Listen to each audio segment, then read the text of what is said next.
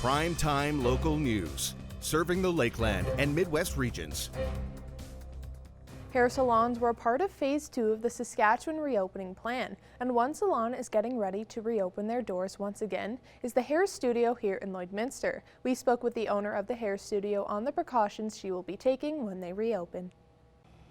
I'm joined here with Joan Roper, and she is the owner of the hair studio here in Lloydminster. And with the hair studio opening on June 1st, what are some of the precautions that you're going to be taking?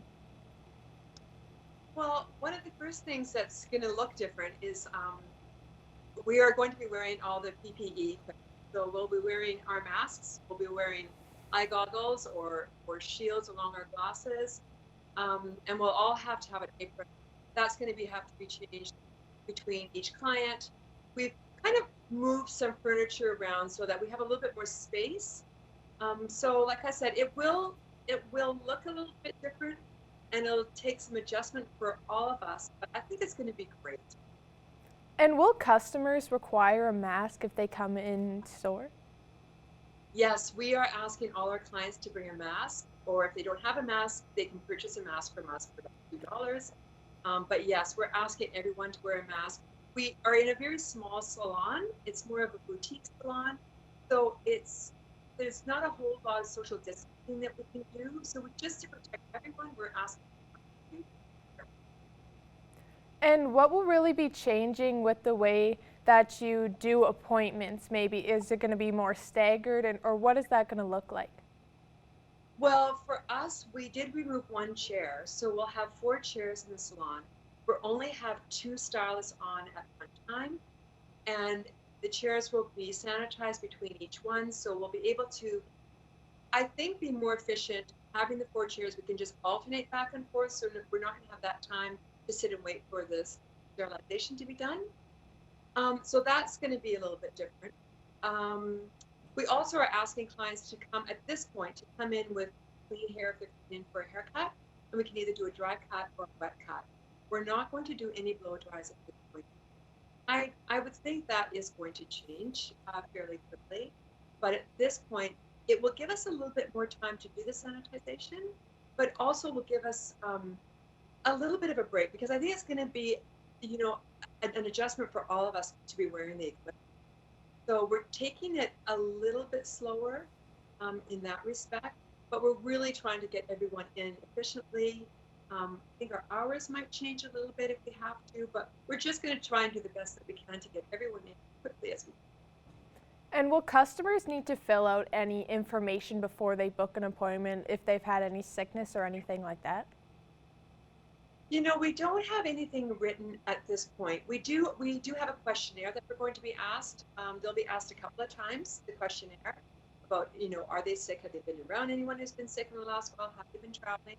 And we also have signage on our doors saying that if you are sick, we're not doing any walk-ins at this point. And we are asking our clients to stay in their cars, and they can call us when they arrive, and then we'll tell them when they come in. So we're just trying to limit the amount of people, the amount of public that is coming through, and we're definitely going to be doing the curbside. And with the reopening, a few hair salons around Lloydminster may be opened on the 19th, but you guys really felt it was necessary to wait and kind of learn everything you can before you open on the 1st. Can you talk to me a little bit about that decision? Well, it was a decision I made fairly early on. I'm a little bit concerned about the closeness that we have, and we don't have a large salon, so we don't have the space to really space ourselves out. So I really wanted to see how the community does the first 2 weeks. I wanted to make sure, for our staff and for the clients, that we were making the right decision. And I'm not sure, you might have touched on this already, but are people going to have to wait in their cars before? Like you said, you're not having walk-ins, so that means they'll be waiting in their car and then you will give them a phone call? Yes, so we're asking clients when they arrive just to give us a shout, asking them to be 5 minutes early, and if they're late, it may not be able to accommodate them. But to call us when they arrive, and then we'll tell them when it's the appropriate time to come in. This might be in the first few weeks. We're going to try that. As things evolve, I'm sure things are going to change. But at this point, we're being a little bit more restrictive, and hopefully that we can ease that off and we can be a little bit more comfortable. And if you guys, are you currently taking bookings, and if so, do the people go on your website or do they give you a phone call? Yes. Yeah, in the beginning when we closed, our books were full, so I ended up phoning every client that we had in the book and rescheduled them. I did reschedule them in June, which seemed like an awfully long ways away, but as it worked out, it's worked out really well, so those appointments are still holding. So we are booked for a number of weeks, but as we know, things do change, and people are going to move, so we do have a waiting list, and we're going to according to the waiting list of calling the people. So right now we're just confirming our appointments for the next few weeks, and then we'll be able to start filling. But we're trying to do it in a way that is logical and fair, and so people definitely can call the salon, leave their name and number, and we'll put them on the list and we'll get to them as soon as we can. Well, thank you so much for joining us, Joan. Thank you, Jasmine. I really appreciate it. Best of luck. Okay, thanks so much. Some recent dry weather in Saskatchewan has allowed farmers back into the fields, speeding up seeding, and Eric Bay has more on what this means for growers in the months ahead. I'm joined today by Sarah Tetland with the Ministry of Agriculture in Saskatchewan. Sarah, thank you so much for taking the time with me today. And now obviously a lot of farmers are out seeding their crop right now, and we've seen a bit of a jump here over the past week. Can you just tell me about that? Yeah, so this past week, seeding has more than doubled throughout the province.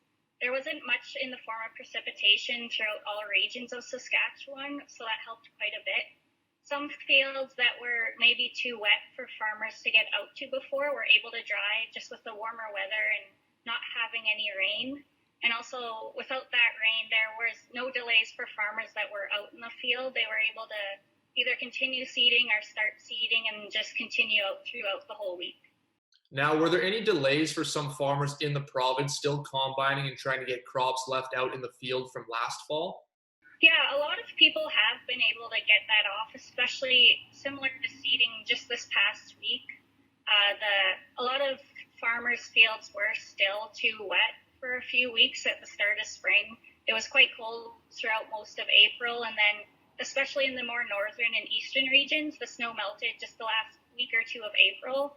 So the fields were a little wet, and I know a lot of people weren't able to get out. But just these past few weeks, a lot of people have been able to get out into the field and finish up that harvest, and a lot of people in the province have been able to finish, or at least made a lot of progress and started seeding. So that's been good.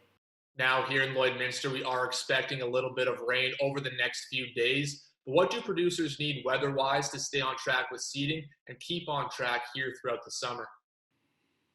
Yeah, for sure. It's kind of a trade-off with rain, especially in the more southern regions. It's quite dry here now, so I think a lot of people would really like getting that rain, especially for crops that are seeded. It's good for it to be dry so people can stay out into the field and continue seeding. So I guess for seeding progress, having no rain would be good, but a lot of people would appreciate that rain. It's been dry the last couple of years, more in the southern areas. And a lot of people are saying for the crops that are seeded now or for their pastures, they could use the rain just to help support the plant growth. And currently, producers in Saskatchewan, right in line with the province's 5-year average, 51% done seeding at this time. How important is it for producers to stay on track this year, especially after last fall's harvest from hell, as it was called? Yeah, it's been really good that farmers have been able to get out these past few weeks and kind of catch up with seeding. Percentage-wise, I guess it always kind of works out. Some years maybe is too wet to start seeding early, and that delays it a bit. But usually we're able to kind of stay on with that average. It really depends on the conditions, as most people living in Saskatchewan are probably Alberta know, and especially farmers, it's really reliant on the weather. And I think we're kind of used to that and able to kind of adjust our work pattern based on the weather. All right, Sarah, really appreciate you taking the time with me today. Thanks.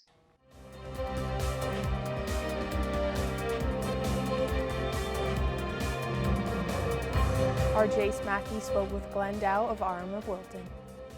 I'm joined here today with Reeve Glendow from the RM of Wilton. Thanks for taking some time to talk with me today. You're welcome. So I just wanted to start off with, as Saskatchewan starts to reopen, we're entering into phase 2. Things are certainly not back to normal, but just how are things going when it comes to the RM of Wilton? Well, we, like most other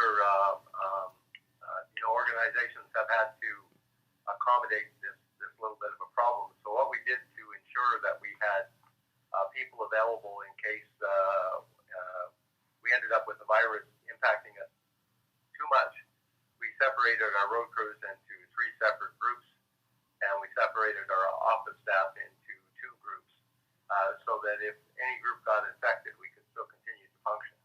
And how difficult has it been for a rural municipality to deal with this when it comes to having to talk with provincial health authorities and coordinate your guys' efforts?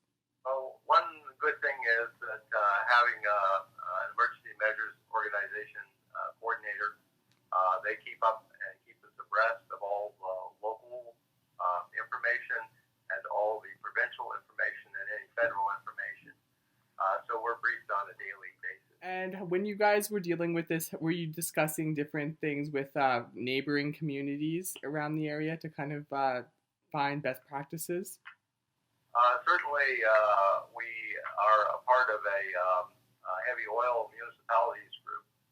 And one of the things we've been talking about with that group is how this affects industry, because it's not only affecting their workforce, but it's also affecting how many oil wells are pumping. So that was one major concern that collectively we had. Other circumstances, it depends on the RM, how it's impacting some of the other things.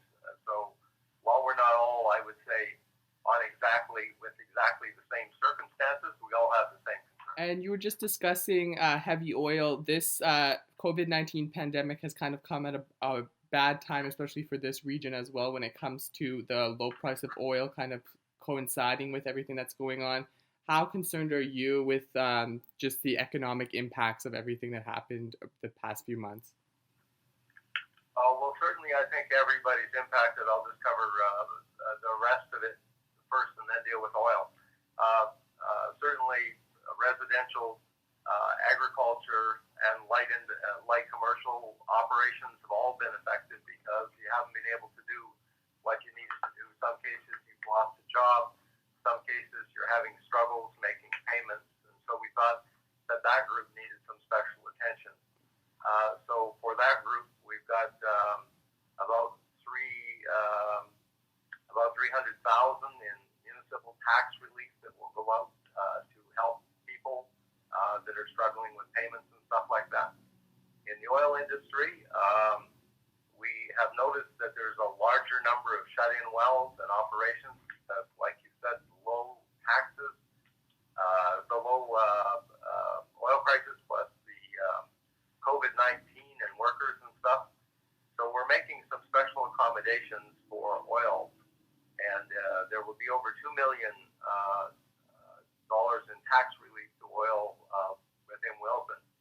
It's largely due to shut-in oil wells. They won't be impacting our roads directly, so we're able to move that discount to help them out. And just looking forward, as Saskatchewan begins to reopen slowly, how are things going in the RM of Wilton? Are you guys having businesses open? Have people been talking with you to maybe receive support while they begin to reopen? What we're doing is following very carefully provincial guidelines, and then because we need to coordinate, I think, together on a provincial level rather than just independently. We certainly are answering and fielding a number of calls as to what will happen, but we intend to direct them to the sources that we have to abide by as well as them. Thank you so much, Reeve Glendow from the RM of Wilton. Thanks for taking some time to talk with me today. You're welcome.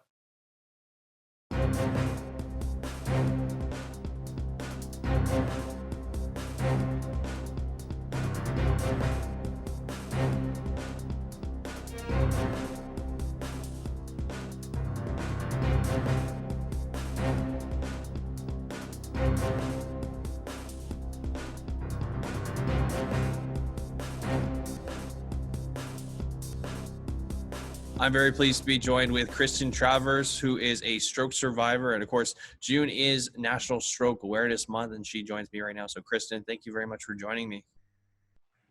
Thank you for having me.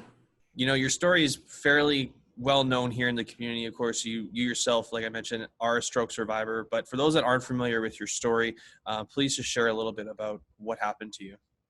So I am a registered nurse, and I was on my way to work and I suffered a cryptogenic stroke, which means they don't know why I suffered a stroke. And I had a ischemic stroke, which means there was a clot that found its way into my brain. And I got left with aphasia and apraxia, which means that I lost my ability to communicate. I couldn't write, I couldn't read, and I couldn't speak. So it took some time to recover that. How long was the recovery process? Because I know everybody is different, especially depending on your age, but for yourself, how long was that recovery process? It was very gradual. So the first couple days I couldn't speak at all. Like a lot of people thought I was cognitively impaired because I couldn't write, I couldn't read, all of that kind of stuff. And then eventually I started speaking in nouns. I had great speech pathologists that helped me, and I had a great family support that kind of surrounded me and helped me. And so eventually it's kind of a gradual process. And I think 6 months I could carry on a conversation, and then a year I could write good. And there's still a lot of things that I'm not back to where I was, but I'm actually better in certain things. So I always say I'm the new normal now. You definitely do not regain what you had when you had a stroke, because it's a brain injury. But you can get better in a lot of ways, and you can excel in a lot of ways, and it's definitely not the end for you.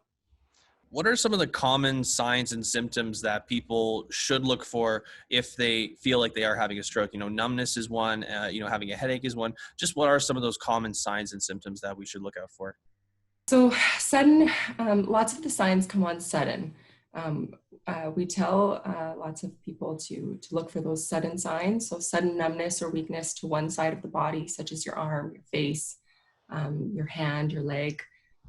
Confusion, trouble speaking or understanding speech, sudden trouble seeing in one or both eyes, sudden loss of balance, trouble walking or difficulty coordinating. So if you have any of those signs, call 911.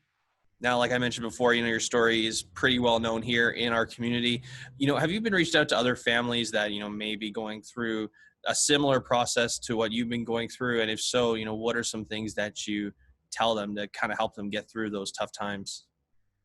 Yeah, actually, I still get probably a few times a week people reaching out to me. I think it's very important. When I suffered the stroke and when I was, in the hospital, and I didn't have a lot of examples of young survivors, and I didn't have a lot of examples of, young moms that were, suffering from, aphasia or stroke, and I didn't really see the light at the end of the tunnel. And so I think it was very important for me as a healthcare professional and for me as a mom to kind of put my story out there and say that it gets better, and that no matter what circumstances you're faced with, you can overcome them. And I do have this most amazing support system around me. And I do want to give them all the credit in the world.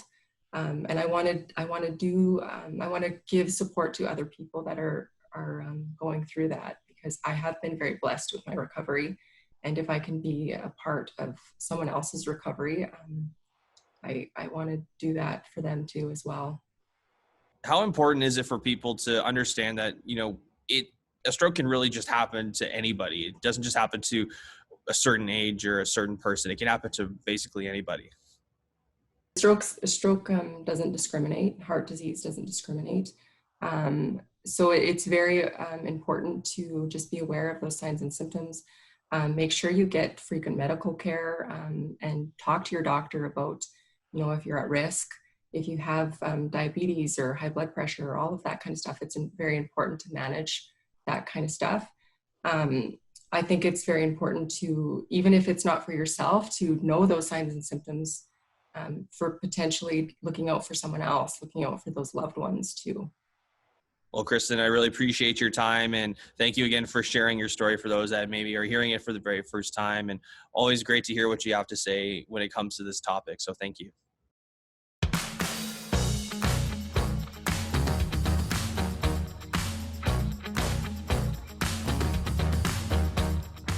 People have been lined up outside the Olive Tree as their thrift store has officially reopened this week. They're going to be open Monday to Saturday from 9:30 to 5. However, they are going to be closed each day from 12:30 to 1:30 so that they can do some extra cleaning to make sure everybody stays safe and stays healthy. But you can support the Olive Tree by heading to their thrift store, and they are still accepting donations as well. Plus, another store that's reopened, the For the Interval store. They're open Monday to Saturday, 10 to 4. And one of the things they ask if you're shopping there is that you do wear a mask, and those will be available in the store by donation. Downtown Lloydminster has some fantastic businesses, including Cliff Rose for Clothes. They're now reopened, so you can stop by and see them. Monday to Friday, they're open 9 to 6, Saturday 9 to 5. And make sure you keep an eye on their Facebook page, as they're going to give you a chance to save as they gear up to celebrate their 30th anniversary next week. Also reopened here in Lloydminster, the Lloyd Mall. They do have reduced hours, and some stores aren't open yet, but Richardson's Jewelry in the Lloyd Mall has reopened.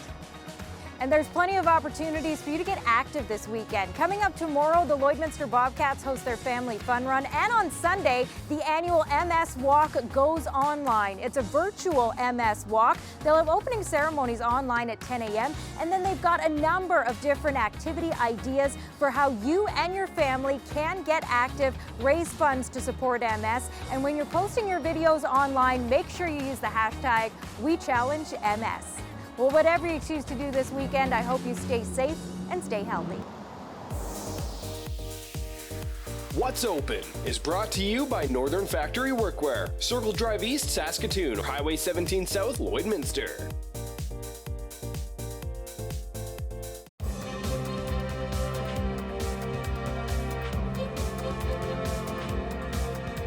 Joining me again is hopeful future Paralympian Amanda Rummery. Amanda, thanks for joining me again. Of course, thank you. Now, Amanda, yesterday we talked about the backstory about how you lost your arm, but now let's talk about the story that is your track career. How did you get started in track? So I never did track and field before. I played very, very recreational basketball when I did have two arms. And then once I lost my arm, once I was healed, I started looking at opportunities that were available as a person with a disability, a physical disability. And I noticed that through the Paralympics, there's lots of winter sports clubs available in Edmonton, but there wasn't any for summer sports. And then I just kept checking in. And then finally, I found on this website the Para Athletics Club, which is through the Stedward Center at the University of Alberta. And I met with my coach, Megan. And then, I just found out that I really loved the sport and I was pretty good at it. And I get along really well with my coach. And it snowballed pretty quick for never doing track and field before and never being a runner. And then, I kind of found my calling with the 400-meter distance. And you caught on to it quick in just a short time span. You were able to represent Canada at the Para Pan Am Games. What was that experience like, and even just being able to wear the maple leaf? Yeah, it was crazy. I'd only been doing track for a year before I got promoted to being Team Canada. And then, so in August of 2019, I made my first appearance on the team. And I ran at the 2019 Para Pan American Games in Lima, Peru. It was crazy. I mean, all of the athletes that I met, I learned so much about para sport. And I also had two really good races there. So my 400, which is my best event, I ran back-to-back personal bests in the prelim and in the final. So, I mean, that was definitely the icing on the cake, which made it that much better. And the whole experience was just amazing. Yeah. Now, I mean, obviously this year with the COVID-19, things have been changed a little bit, and that includes Tokyo 2020. For yourself, was this hard hearing that news was canceled, that international events would be closed? Yeah, it was, but the decision came out almost about a month after, like, it was a while after I had stopped training at the University of Alberta that the decision came out. So really I was actually relieved because my training was being so like negatively affected by COVID. I couldn't go to gyms, I couldn't access tracks. It was cold in Edmonton, so I couldn't really run outside. So really I was like waiting for the decision to be made. I think that it was 110% the right decision. And also Canada was the first country to pull out of the games, which I think is amazing that they put more importance on the well-being and safety of its athletes than the number of medals that we bring home. So we pulled out. Canada made the decision not to send its athletes on Sunday night, and then by Monday afternoon, the Paralympic and Olympic Committee made the decision to postpone the games. And yeah, I was really happy with the decision. And being a new athlete, it just means more time to train and get stronger and faster. So yeah, I'm using it as an opportunity to be that much faster come 2021. Now, with gyms closed and whatnot, have you found other ways to still be training for this? Yes. So with the weather warming up outside in Edmonton, that's obviously great. I've been able to do stairs workouts and just maintaining that social distancing, finding some quiet stairs, and then also doing hill sprints. And I was able to purchase a spin bike through some of the funding I received through Edmonton Track and Field Club. And then also there's a high school track near my house that's open. And I even found a squat rack and a weight room at my coach's sister's home. So really, yeah, I've gotten in the groove, gotten in a routine of everything. And yeah, it's great. I think that I'm really using this time. My coach has adapted my training to be less so technical and less time on the actual track and more so working on my like anaerobic and endurance, which was a weakness that I had. So yeah, I'm happy for this time. Well, Amanda, we appreciate you taking this time, and we look forward to seeing you represent Canada once again. Thank you.